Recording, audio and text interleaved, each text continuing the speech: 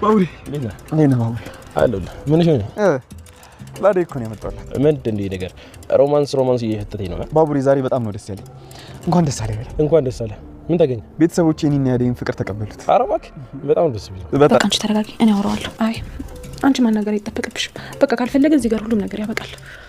ሴቶች ቤኪ ቆይ ደግሞ እንዴት ይቅርታ ይደረግልኝ ንግስት እንዴ? አይቀበሉኝም ንግስት። ዛሬ ቢሆን ወክ ጁሊየት ሮሚዮ ሽቲ እየጠበቀሽ ነው። ማን ነው እሱ? ባልሽ ነው። የትኛው ባል? ዴቭ ጉድን አልሰማ። ዴቭ ውጭ እየጠበቀሽ ነው ማለት አልገባኝም። እኔም አልገባኝም። ሂጂ በቃ። ዴቭ እዚህ ነው ያለው? አዎ በር ላይ ቆሞ እየጠበቃት ነው። አዴ ዴቭ ጥሩ ውሳኔ ነው የወሰነው። እንዳሰብነው አይደለም። ዴቭ አንቺን መርጦ እዚህ መጥቷል። እኔ አላምንም። ተነሽ በቃ ሂጂ፣ አታስጠብቂው። የሆዴ መጨነቅ ፍቅሬ መሽከባት ትስቃለች እሷ ልጅነት ይዟት። አሃ ይሄ ነገርማ ቀን ያለው አይደል? ዴቭ የኔ ፍቅር ምንድነው ይሄ? እንኳን ደስ አለሽ የኔ ፍቅር። እታለም በእኔና አንቺ ፍቅር ደስተኛ ነች። እኔ እኮ ለምን በእውነት የምሬን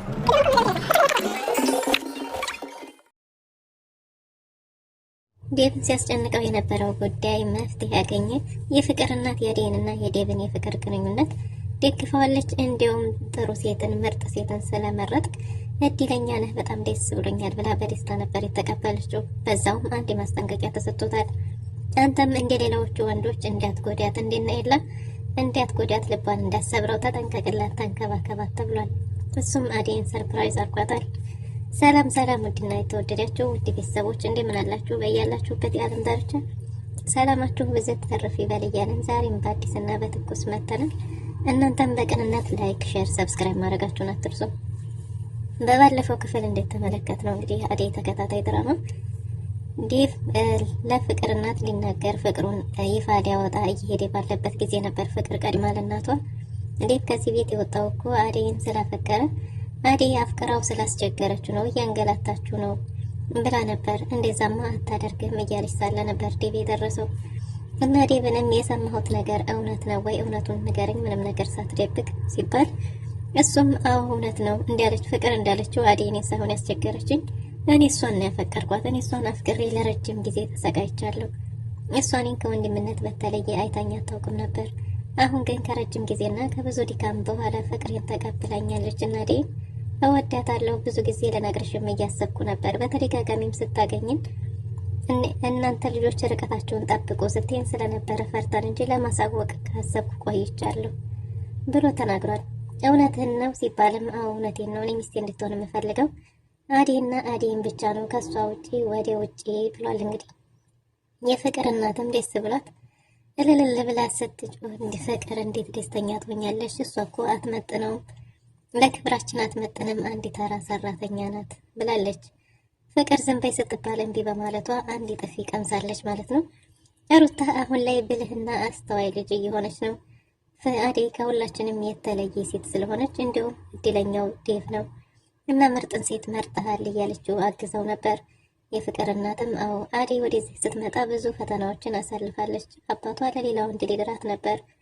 እሱን ሁሉ አሸንፋ ነው እነዚህ የመጣችው። ስለዚህ አንተም ልቧን እንዳትሰብረው ተጠንቀቅላት ብለው ነበር። እሱም አገር ቤት ድረስ ሄዶ ቤተሰቦቿን አስፈቅዶ አባቷንም በተቻለ መጠን አሳምኖ ሽማግሌ እንደሚልክና እንደሚያገባት ሲነግራት እጅግ በጣም ደስ ብሏታል።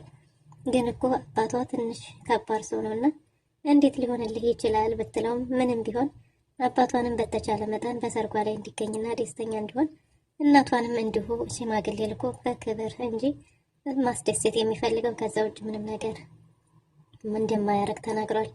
በዚህም ደግሞ የፍቅር እናት እጅግ በጣም ተደስታለች። ፍቅር ግን የፍቅር እናት የዴቭና የአዴይን ፍቅር በመቀበሏ እጅግ በጣም ተናዳ እኔን ማንም ሰው ሊረዳኝ አይችልም ብላ በሯን ዘግታለች። ዴቭም ስለ አዴይ ከዚህ በኋላ አንድም ነገር ስትናገሪ ብሰማሽ እገልሻለሁ ብሎ ጉሮሯን አንቆ አስፈራርቷታል። ሩታም ለማናገር ብትሞክርም አንቺ አስመሳይ፣ እኔ ዴቭን እንዴት እንደማፈቅረው እያወቅሽ የአዴይንና የዴቭን የፍቅር ግንኙነት አብረሽ አጨብጭበሽ ትቀበያለሽ። አንቺ እያስመሰልሽ ነው እንጂ ማንም ቢሆን እኔ ሊረዳኝ እንደማይችል እኔ ራሴ አውቀዋለሁኝ ብላለች። እንደውም ሻንጣውን ሰብስባ ከቤት ወጥቼ ሳልሄድኩ እያለች ግልግል ላይ ናት። ባቡሬ እጅግ በጣም ተክዟል። የለሊ ነገር በጣም አሳስቦታል። ለሊ አሟታል። ህመሟ ምን እንደሆነ ባላቅም የዶክተሩ እይታው ግን ጥሩ አይደለምና በጣም አሰግቶኛል እያለ ነው ባቡሬ። ታክሶና ሀሳብ ገብቶ ስታየው እንደ ወንድምየው ምን ሆነህ ነው ብትለው የሚያስጨነቀው ያለው ነገር ምንድነው በውስጥ ያለው እያለችው ነበር። ፍቅር ጠልፎ ጣልህ እንዴ ለሊ ፍቅር እያለች ብትቀልድበትም እንደሱ አይደለም ለሊን አሟታል ብሎ ተናግሯል። ምንድነው ህመሟ ብትለውም ህመሟ ምን እንደሆነ አልተነባ አይነገርም። ነገር ግን የዶክተሮቹ እይታ ደስ እንዳላለው ተናግሯል። እናም በጣም ሀሳብ ውስጥ ገብቷል። ከቤት የወጣውም ደግሞ በዚህ ጭንቀቱ ላይ ለሊ ከተመለከተችው ሌላ ስጋት እንዳይፈጥርባት እንደሆነ ሌላ ጭንቀት እንዳይሆንባት አስቦል እንደሆነና ወደ ቤት መመለስ እንዳለበት ሲነግራት እንዴ ወደ ማዘሯ ጋር ሄዳንተ አዴ ያለችላት አይደለም እንዴ ብትለውም አዴ ወደ ፍቅረኛዋ እንጂ የምትሮጠው ከእሷ ጋር ጊዜ ስታ እንደማትቀመጥ ተናግሮ እሱ ካጠገቧ ግድ መሆን እንዳለበት ነግሯት እንግዲህ ከቅምጥል ተለይቶ ወደ ለሊ ቤት እየሄደ ይገኛል። ቤዛ አሁንም ሌላ ተንኮል አስባለች። ቤዛ ሰተት ብላ ለሊ ቤት ድረስ ሄዳ በኤላ ቤት ተንደላቀሽና ተንሰራፍተሽ የምትኖሪው በኤላ ቤት ደግሞ ማንም ሊከለክለኝ አይችልም፣ ልመክራችሁ ነው የመጣሁት ብላለች። ጭራሽ መካሪ ሆና አዴና ለሊ ምን ፈልገሽ ነው ደግሞ ምን አስበሽ ነው የመጣሽው ቢሏትም አሁን እንዴት ተቀየረችና የመጣችው ለመልካም ነገር እንደሆነ ብትናገርም እኔና አንቺ ለብቻችን እናውራ አዴ ትውጣ ብላለች። አዴም ደግሞ እኔ በጭራሽ አልወጣም የምትይውን ነገር ተናገሪና ውጪ እያሏት ነበር። እሷም እንግዲህ መጥቶ ለምንድን ነው ሻይ ቡና የማትሉኝ እያለች ነው። ለአንቺ የሚሆን ሻይም ቡናም የለም፣ ስለዚህ የምትናገርን ተናግረሽ ውጪ ብሏትም እንግዲህ ሰራተኛ መሆናቸውን አስታውሳቸው እያነቋቆረቻቸው ነበር። አዴይም ተናዳ ጉሮሮዋን አንቃ ውጪ ከዚህ ቤት እያለች ያሳላ ነበር ባቡሬ የደረሰው።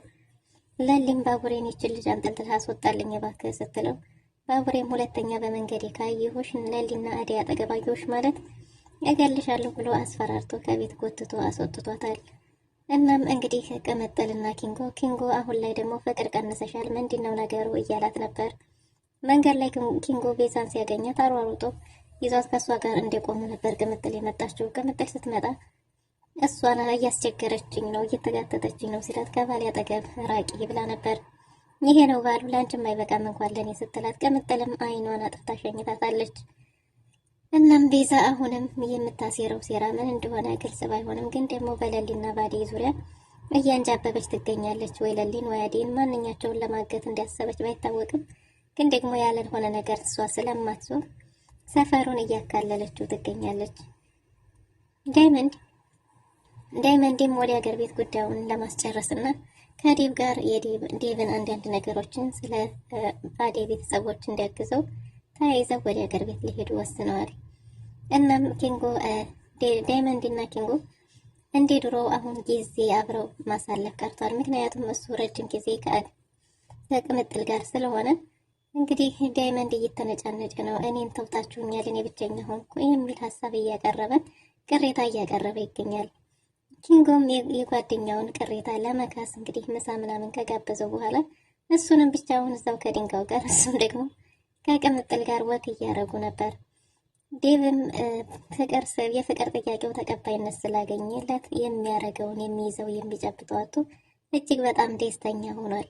እና ዳይመንድን እንግዲህ አስብበት፣ አሁን የፍቅር ጥያቄ ተቀባይነት አግኝቷል። ቤተሰቦች ፈቅደውልናል፣ የኔና ያዴን ፍቅር ተቀብለውናልና አሁን ከዚህ በኋላ ያለው ጉዳይ የኔና ያንተ ነው፣ ወደ ሀገር ቤት የምንሄድበት ሲለው አያሳስብህ እሱ እንዳለቀ ቁጠረው ብቻ እዚህ ያለውን ነገር አንተ ጨርስ እንጂ እሱ አያሳስብም ብለው ተስማምተዋል።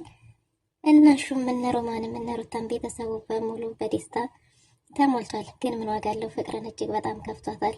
ፍቅር ጓዟን ጠቅልላ አሁንም በድጋሚ እናቷን ጥላ ለመሄድ ወስናለች።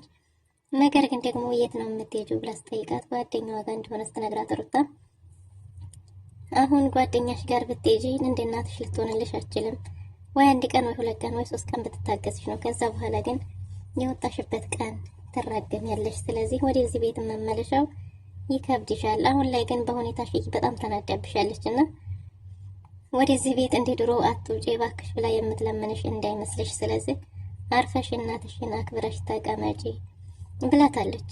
ዴቭንም ወንድምሽ እኮ ነው ብትባልም ምን ይወሱና እኔ ወንድምና እህት ሆነን አናውቅም፣ መች በማን ብሎ በማን ነው ወንድሜ የሚሆነው ብላ እንግዲህ ፍቅር ባዴና በዴቭ ፍቅር ላይ እንቅፋት ሆናለች ማለት ነው። አሹ ለሮማን ፍቅሩን በምን መንገድ መግለጽ እንዳለበት ግራ ገብቶት ይኸው በጭንቀት ጊዜያቶች ተቆጠሩ።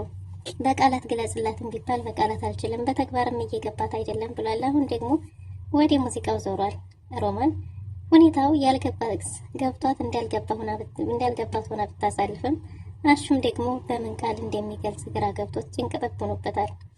ሩታን እባክሽ አግዥኝ እያለ ነው። ሩታም በተቻላት መጠን የሚሆነውን ሁሉ ተግባር ቢሞክሩም ሮማንም እንግዲህ ባልገባው ማሳለፍን መርጣለች ማለት ነው። ዳይመንድም ሻሩካኔን እፈልጋለሁ ብሎ ሩታን ፍለጋ ሰተት ብሎ እስከ ቤት ድረስ ሂዷል። ሩታን ፈልጎ ሂዶ እንዴት ትጠፊያለሽ ጥለሽኝ እያለ ነበር። አሹ ደግሞ በሴቶቹ ዙሪያ መለጣጠፉ ብዙም ደስ አይለውም። ግን ደግሞ ሩታን ፈልጎ እዛ ቤት ድረስ የሚሄደው ዳይመንድም ቢሆን ሮማንን ለማየት ሮማንን የአይን ሻወር ተወስዶ ለመመለስ እንጂ ሩታን ፈልጎም አይደለም። ነገር ግን ሩታ ያው አሁን ላይ ጊዜ ማሳለፊያና በቪዲዮም በምኑም አብራ ፈታ ስለምታደርገው በእሷ ስበብ ወደዛ ቤት መመላለስ አብዝቷል። ይህ መመላለሱ ደግሞ እንግዲህ ዳይመንድን ማነሱ አሹን ብዙ አያስደስተውም። ዴቭ አደይን ሰርፕራይዝ ሊያረጋት አስቧል። እናም ለአደይ ደውሎ የፍቅር ጥያቄውን የፍቅር እናት እንዳልተቀበለችው ቤተሰቡ ፍቅራቸውን እንዳልተቀበለው እየነገራት ነበር። እና ምን ማድረግ አለብን ብትልም እንግዲህ ይቅርታ ምንም ላረግ አልችልም፣ ቤተሰቦች አልተቀበሉሽም ብሎ ሰርፕራይዝ አድርጎታል። አደይም እጅግ በጣም ታደናግጣለች። ለሊም በቃ ተይ ወይን ያናግረዋለሁ ብትልም አይ አንቺማ አታናግሪውም በቃ ወይ በዚሁ ይቀራል እያለች ግራ ገብቷት ነበር። መንገድ ላይ ባቡሬ ጋር ተገናኝተው አበባ ይዞ ሲመጣ ዛሬ በጣም ደስ ብሎኛል፣ እንኳን ደስ አለህ በለኝ፣ የፍቅር ጥያቄ ተቀባይነት አገኘ በቤተሰቦቼ የኔና የአደይ ፍቅር ሲለው በጣም ደስ ብሎት ነበር።